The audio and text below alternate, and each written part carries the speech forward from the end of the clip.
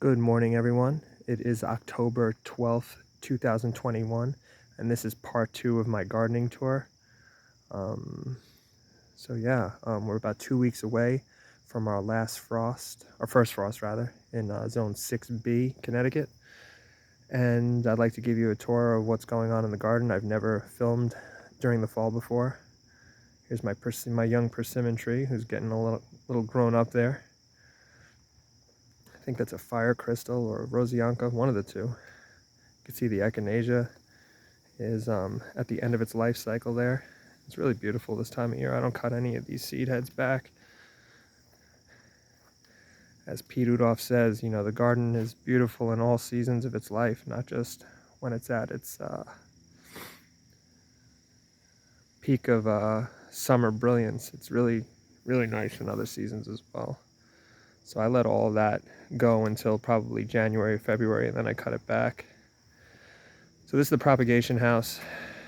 I have self-watering containers in here, which I'm going to be doing a winter experiment on. I'm going to be placing a small space heater in here and growing cold hardy leafy green vegetables, spinach, tatsois, things like that. I'm going to see how they do if I keep the temperature, the ambient temperature probably about 45, 50 degrees. They should be more than fine. And it's a very small space, so using a space heater will probably do the trick to really keep them vibrant. That's not growing greens. I have weeds growing in my propagation house that I need to clean out. So yeah, I'm very excited about doing this. I recommend these small patio containers for any of you who are limited on space. These work fantastic. You can grow greens, you can grow tomatoes, peppers, eggplants, all those kinds of things. And you just fill them up right there in those spouts. And there's a screen that keeps the soil separate from the water.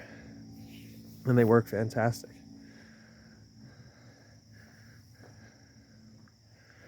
There we go. Excuse me, Rosa. And I'm just moving on here. You can see some of these fig trees. Still have many unripened figs on them, but I harvested plenty of figs this season. Plenty of figs, Asian pears, apples, tons of them, European pears. Everything's been really vigorous this year. Everything's grown up a lot. I'm going to be doing this whole back fence here with a couple more fruit trees, some persimmons.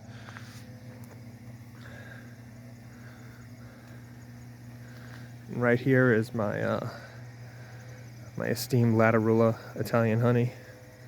That fig is not growing on there. I just picked it off another tree. It's a huge fig. You can see, like, relative to my hand, it fills my palm. And these are the containers I was talking about in the last video. These are fig protection containers, or fig hats. Some people call them fig loos. The name isn't patented. If you want to learn more about winter protecting figs, go to Our Figs, O-U-R Figs, one word. Just Google it. It's a great forum with the most knowledgeable people you could imagine. I am an amateur compared to many of these people, so there's a wealth of knowledge on winter protecting figs, and there's many ways to do it, but this is the way that I found best, developed by this man named Joe from Rhode Island, who does a brilliant job protecting his in-ground figs over winter. So how do you get the tree to fit in there, right? It's about 3 feet high. I also use an insulation method where this blue container is just rolled aluminum insulation. The stuff is called, I forget it off the top of my head what it's called. But it's a Reflectix insulation. And you roll that out, you put this insulation, glue it to the inside, and you roll it into a cylinder, and then put it over the tree and cut out a circular top. And that's kind of how it works. So it just sort of fits over the tree like a hat. But how do you fit this tree inside of that? Well, what you do is I'm going to cut this tree back to about here, about 3 feet, and I'm going to leave these scaffolding branches in place. These. I'll cut these back to about there so the hat can fit over it. And it needs to be airtight, and you don't want to remove the hats until spring, when temperatures are above 40 degrees consistently every night. which is about May-ish in zone 6B. If you remove them early, you will stunt their growth. Even if it's 80 degrees and you think your tree is sweating to death inside of that hat, it's not. The insulation, you know, it traps heat, but it also lets heat out. And if you remove those covers prematurely, what's going to happen is that you're going to really set your tree back. Figs cannot be exposed to temperatures below 40. And it's so strange how people they just can't accept that, myself included. I made the mistake this year of doing it. But none of you, I assure you, just like none of us are really all that special, neither are our fig trees. We all have to operate under the rules of the earth, which are far more advanced than we are. So, yeah, what's going on here? Just more stuff, more figs. Stop rambling so much about figs. This is my black lace elderberry, which is getting tall. I had to stake it. Oh, there it goes. What do we got here? We have the remnants of eggplant, a bed of arugula, Swiss chard. I'll take a quick tour of this vegetable garden. There's sage and lemon balm, and Arctic kiwis.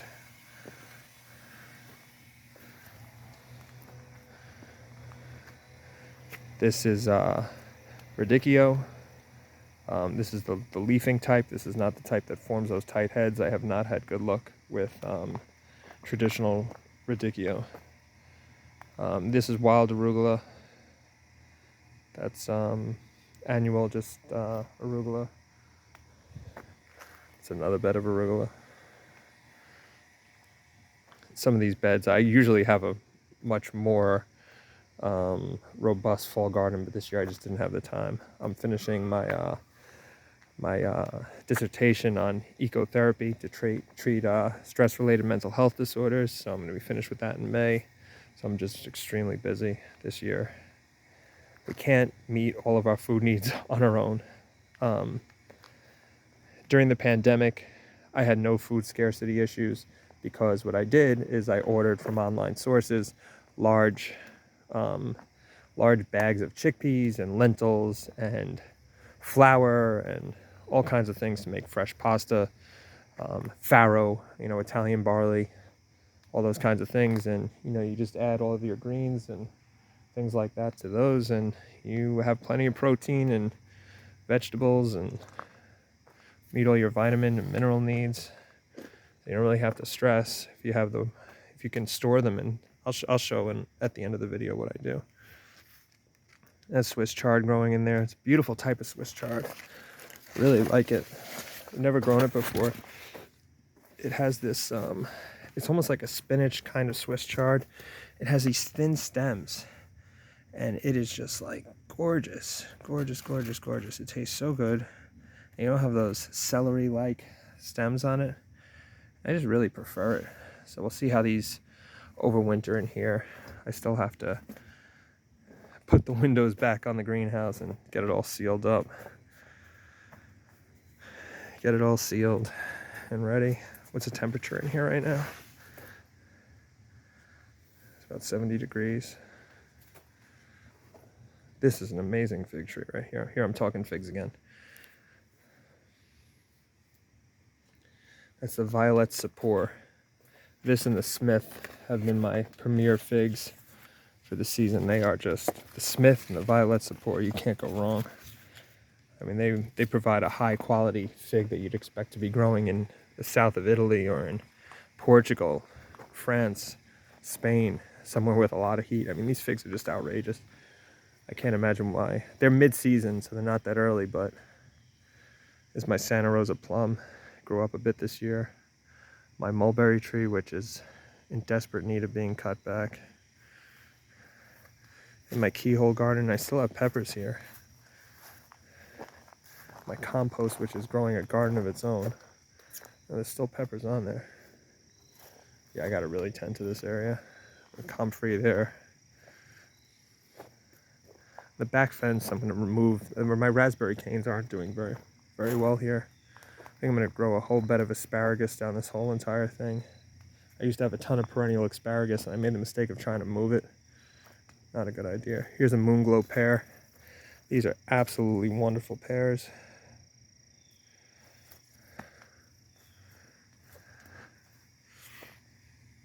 My sour cherry tree, which I'm leaving for sentimental value. The fruits are good. They're the earliest for the fruit I have.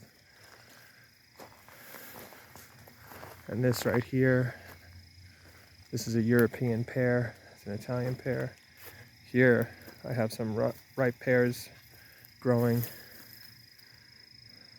think this is a bosca or a barlet, one of the two.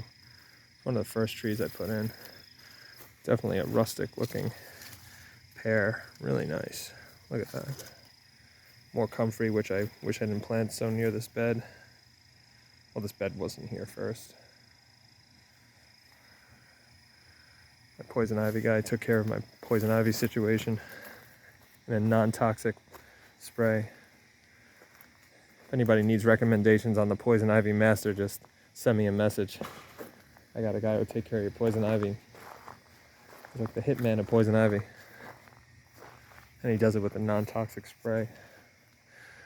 So yeah, you can't grow all your own food, but what you can do is grow enough to meet certain your nutritional needs, but you have to, you have to be able to order beans and rice, and I mean, you can't possibly grow all that stuff, can it? Unless you had a homestead with tons of acreage and you had a lot of people working on the farm. It's just not realistic. We have to be very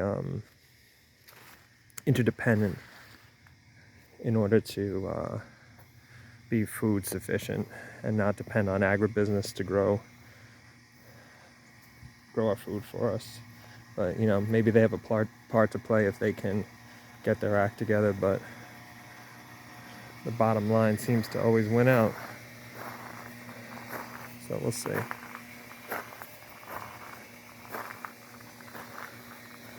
So yeah, I'm just going to quickly show you what I do here in terms of my food that I store.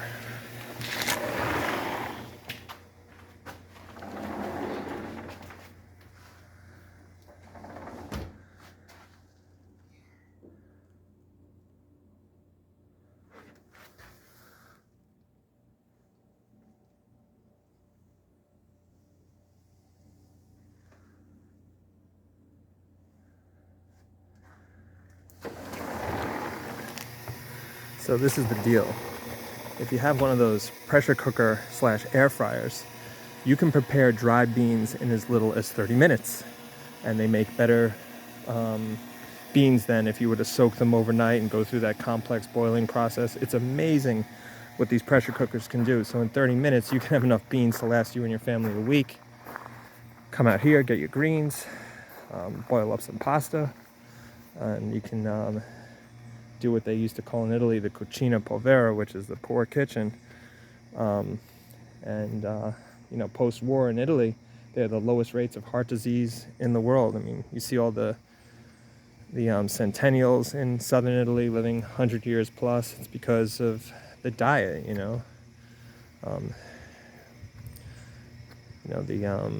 all the access to fresh food that isn't processed with all the garbage that they put in it to keep it on the grocery store shelves. That's really the problem. It's the processed foods. It's far too much meat in the diet, saturated fats and cholesterol.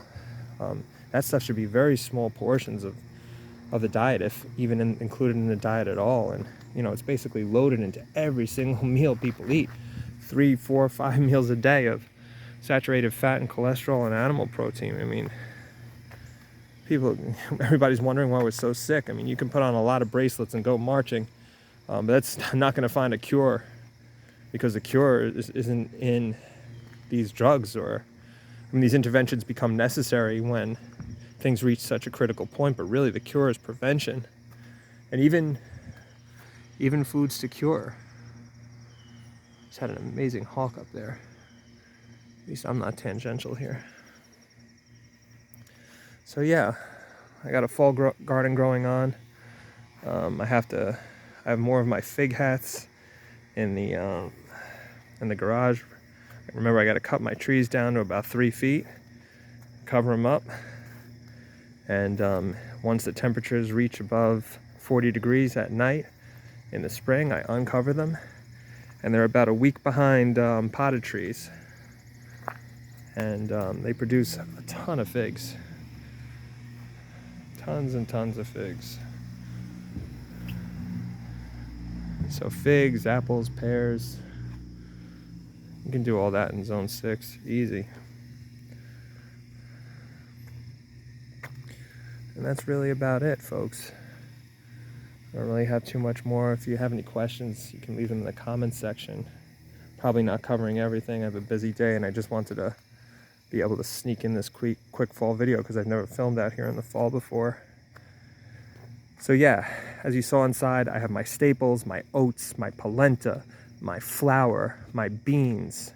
That stuff will last me, it'll be another year, a year and a half before I have to reorder that. I have a family of 3. And then I just come out here. I'm going to grow a lot of fava beans next year. Those are perennial type beans. Fava is an excellent source of protein. There's human growth hormone in it and all kinds of ways to stay young. Here's betta tatsoi, Asian greens. Look at those, are really nice. Everything grows slower now. Lola the cat. And I'm going to put some fruit trees. I used to have fruit trees filling this in, my peach trees, but I took them out due to disease and other factors. Keep your peach trees small. Cut them off at the knee and grow them as an open goblet. Don't try to grow large peach trees. It's just a disaster. You'd be up there on a ladder fighting yellow jackets from rotten peaches. It's just a disaster. So don't do that. This Asian pear tree, oh my god, the Asian pears is just like, there's nothing like it. They're like butterscotch apples. They're so full. I must have eaten, I can't even tell you how many of these I ate this year. I'll see if I can upload the pictures, some sort of video editing thing. I'm not like Mr. Technology these days. So in this row, I'm gonna put about 2 fig trees. Not fig trees, just some persimmon trees there and there. Not one of those people who likes to point in the video. It drives me crazy when people have their hand in the video the whole time pointing at things. Anyway, yeah, that's about it. Hope you enjoyed this little tour, and I will see you in the spring.